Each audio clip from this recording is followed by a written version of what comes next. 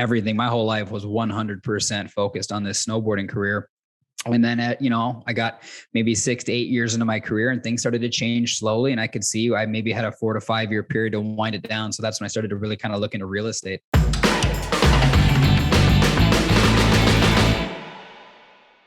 Dan, welcome to the show today. Hey, thanks for having me, Michael. I appreciate it. Glad to be here. Yeah, so it's I think the first time we've had a professional snowboarder on here, and you apparently one of the most prolific medal winners in the X Games. You've medaled 4 times and received 2 golds, and I just saw a kick-ass trailer from 2018 where you're like literally snowboarding off like buildings, houses. At one point, you're jumping off the roof, and you're coming straight down the wall before actually hitting snow. Like that's sick. Like what do you miss most about that?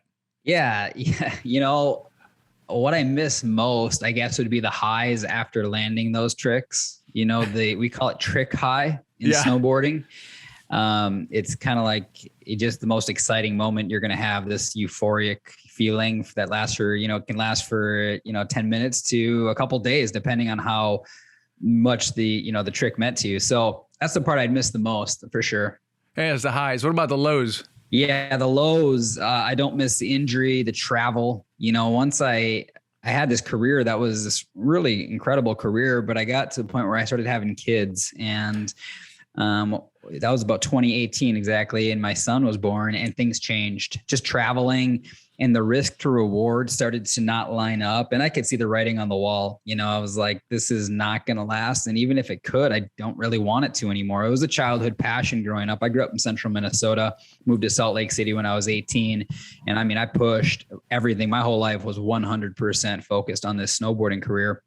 And then, I got maybe 6 to 8 years into my career and things started to change slowly. And I could see I maybe had a 4 to 5 year period to wind it down. So that's when I started to really kind of look into real estate. But you were able to make a living during this time. Is that right? Or? Oh, yeah.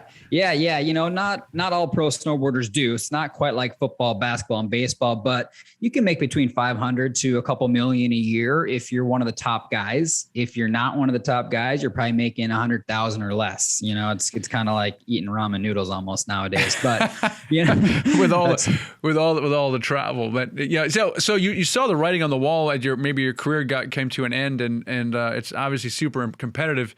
And what prompted you to get into real estate? I mean, obviously, very few professional athletes get into real estate. They do. They'll do everything but invest in something that actually makes sense. Now, how in the world did you get into real estate? Yeah. Well, midway through my career, a lot of my childhood heroes became my friends. I lived in Salt Lake City and I met all these other pro snowboarders who were much further along in their career and much bigger names than me. And as they were getting older, their careers started to wind down. And as I saw their careers winding down, it was just brutal. It was scary, losing their homes or, divorce, drug addiction. It wasn't pretty. You don't see that stuff behind the scenes. That stuff's all, he's no longer on the team. So once I started seeing that stuff, I could tell the current investments I was making with my financial advisor talking about retiring at 65. I was like, that's not going to work. I don't have till I'm 65 and my income's good now. What can I do with the money I'm making to make it work hard for me and start paying me a quarterly payment or a monthly payment and actually increase my passive income? So that was really what it was, is I was just looking for a way to maintain my freedom, having that freedom of time as a snowboarder and that passion. What the hell am I going to do without a college degree, no backup plan? Everyone was like, when I was coming up, what's your backup plan, Dan? And my backup plan answer was, there is no backup plan. This is going to work. And everyone, I think, would kind of think this guy's nuts, in which, I kind of was. Well, you probably your friends you probably are. What led you to believe that you can use real estate to kind of slowly exit that? Like, who led you to believe that, or what was going on there? I think it was a little bit of like reading Rich Dad, Poor Dad, some of those books and understanding the difference between the E, S, B, and I quadrants. And, I never heard any of that stuff growing up. I never even knew what different quadrants there were and different kinds of income and how it was taxed differently. And I read these books and I just like, there's so much here that I think is more important and better to know and more valuable than what I learned in K through 12. So that's really where it was. And just learning that you could you could run and operate your own businesses and control your destiny more than just giving your money to a financial advisor and just hoping and praying that at 65, they put you in the right places. Yeah. Now, this is the problem with the Purple Book, which also ruined my life. But one of the things that doesn't, at first it messes you up, guess mentally. Because I was like, oh God, I'm such an idiot.